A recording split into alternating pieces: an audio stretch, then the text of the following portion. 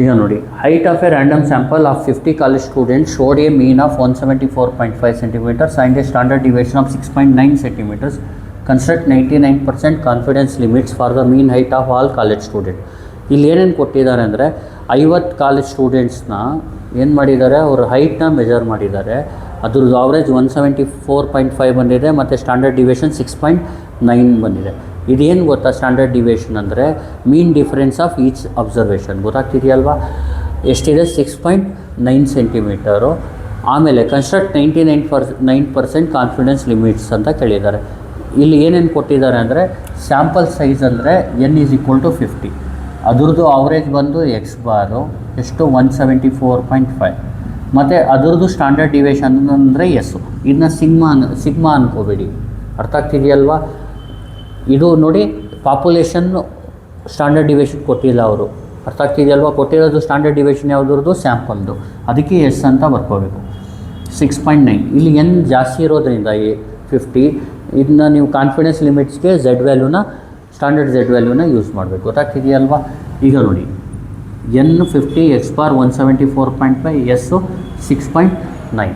ಇಲ್ಲಿ ಇದಾದಮೇಲೆ ಬರ್ದಾದ್ಮೇಲೆ ಏನು ಮಾಡಿ, same procedure for 99% confidence interval ಅಂತ ತಗೊಳ್ಳಿ.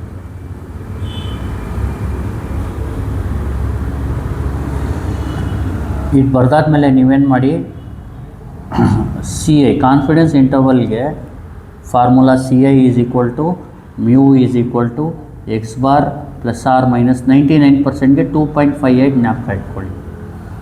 ಇದನ್ನ ನೆನಪಿಟ್ಕೊಳ್ಳಿ. 99%ಗೆ ಝೆಡ್ ವ್ಯಾಲ್ಯೂ 2.58, 95%ಗೆ ಝೆಡ್ ವ್ಯಾಲ್ಯೂ 1.96, 90%ಗೆ ಝೆಡ್ ವ್ಯಾಲ್ಯೂ 1.645. ಅರ್ಥ ಆಗ್ತಿದೆಯಲ್ವಾ? ಈಗ 2.58 ಇಲ್ಲಿ S/√n, ಸಿಗ್ಮಾ/√n ಯೂಸ್ ಮಾಡಬೇಡಿ. ಗೊತ್ತಾಗ್ತಿದೆಯಲ್ವಾ? ಯಾಕಂದರೆ ಸ್ಯಾಂಪಲ್ದು ಸ್ಟ್ಯಾಂಡರ್ಡ್ ಡಿವಿಯೇಷನ್ ಕೊಟ್ಟಿರೋದ್ರಿಂದ. μ ಎಕ್ಸ್ ಬಾರ್ ಏನೋ 174.5 ಪ್ಲಸ್ ಆರ್ ಮೈನಸ್ 2.58, S/√n ಅಂದರೆ 6.9 /√50. ಫಸ್ಟು ನೀವೇನು ಮಾಡಿ, μ ಫಸ್ಟ್ ಇದನ್ನ ಕ್ಯಾಲ್ಕುಲೇಟ್ ಮಾಡಿ ಬರ್ಕೊಳ್ಳಿ. 174.5 ಪ್ಲಸ್ ಆರ್ ಮೈನಸ್ ಕ್ಯಾಲ್ಸಿಲಿ ಇದನ್ನ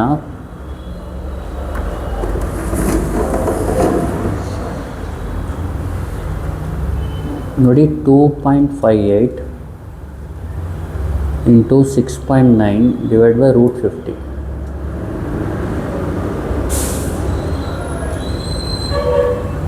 2.5176. 2.5176. ಈಗ ಮ್ಯೂ ವ್ಯಾಲ್ಯೂ ಬರ್ದಾದ್ಮೇಲೆ ನೀವೇನು ಫೈಂಡ್ ಮಾಡಬೇಕು, ದ 99% ಕಾನ್ಫಿಡೆನ್ಸ್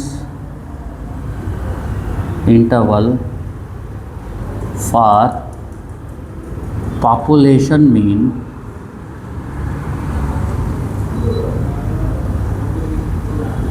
μ ಎಸ್ ಅಂತ ಬರೆದು ನೋಡಿ. ಇದನ್ನ ಒಂದು ಸತಿ ಮೈನಸ್ ಮಾಡಿ, ಒಂದು ಸತಿ ಪ್ಲಸ್ ಮಾಡಿ. ಗೊತ್ತಾಗ್ತಿದೆಯಲ್ವಾ?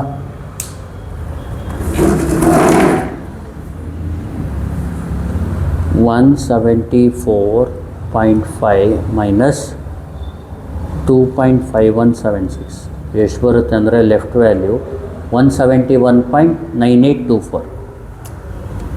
171.9824 ಕಾಮ, ಆಮೇಲೆ ಪ್ಲಸ್ ಮಾಡಿ 177.0176. 177.0176 ಇದು ಕಾನ್ಫಿಡೆನ್ಸ್ ಇಂಟರ್ವಲ್ ಫಾರ್ 99% ಕಾನ್ಫಿಡೆನ್ಸ್. ಗೊತ್ತಾಗ್ತಿದೆಯಲ್ವಾ? ಇಲ್ಲಿ ಇನ್ನೊಂದು ಸತಿ ಹೇಳ್ಬಿಡ್ತೀನಿ ಹೆಂಗೆ ಮಾಡಬೇಕು ಅಂದರೆ, ಫಸ್ಟು ಡೇಟಾನ ನೀಟಾಗಿ ಬರ್ಕೊಳ್ಳಿ. ಏನೇನು ಕೊಟ್ಟವ್ರೆ, height of random sample of size ಎಷ್ಟು 50, N50 ಕೊಟ್ಟವ್ರೆ. ಮತ್ತು ಇದು ಸ್ಯಾಂಪಲ್ದು ಮೀನ್ ಕೊಟ್ಟವ್ರೆ, ಎಕ್ಸ್ ಬಾರು 174.5, ಎಸ್ ಯಾವುದು ಸ್ಯಾಂಪಲ್ದು ಮೀನ್ ಕೊಟ್ಟವ್ರೆ, ಸ್ಯಾಂಪಲ್ದು ಸ್ಟ್ಯಾಂಡರ್ಡ್ ಡಿವಿಯೇಷನ್ ಕೊಟ್ಟವ್ರೆ. ನೀವು 99% ಕಾನ್ಫಿಡೆನ್ಸ್ ಇಂಟರ್ವಲ್ನ ಫೈಂಡ್ ಮಾಡಬೇಕು. ಅಂದರೆ 99% ಕಾನ್ಫಿಡೆನ್ಸ್ ಇಂಟರ್ವಲ್ ಅಂದರೆ ರೇಂಜು ಟ್ರೂ ಪಾಪ್ಯುಲೇಷನ್ ಮೀನು, ಅಂದರೆ ಅದ್ರ ವ್ಯಾಲ್ಯೂ ಇದರ ಒಳಗಡೆ ಇರುತ್ತೆ ಅಂತ, ಈ ರೇಂಜ್ ಒಳಗಡೆ ಇರುತ್ತೆ ಅಂತ ಗೊತ್ತಾಗ್ತಿದೆಯಲ್ವ. ಅದನ್ನ ಫೈಂಡ್ ಮಾಡಿ, ಯಾವ ರೇಂಜ್ ಒಳಗಡೆ ಇರುತ್ತೆ ಪಾಪ್ಯುಲೇಷನ್ ಮೀನ್ ಅಂತ ಫೈಂಡ್ ಮಾಡಿ ಅಂತ ಗೊತ್ತಾಗ್ತಿದೆಯಲ್ವ. ಇದನ್ನ ಫೈಂಡ್ ಮಾಡೋದು, ಇದು ಫಾರ್ಮುಲಾ ನೆನಪ ಇಟ್ಕೊಳ್ಳಿ. ಇದು 99% ಅಂತ ಬಂದರೆ 2.58, 95% ಬಂದರೆ 1.96, 90% ಬಂದರೆ 1.645. Thank you.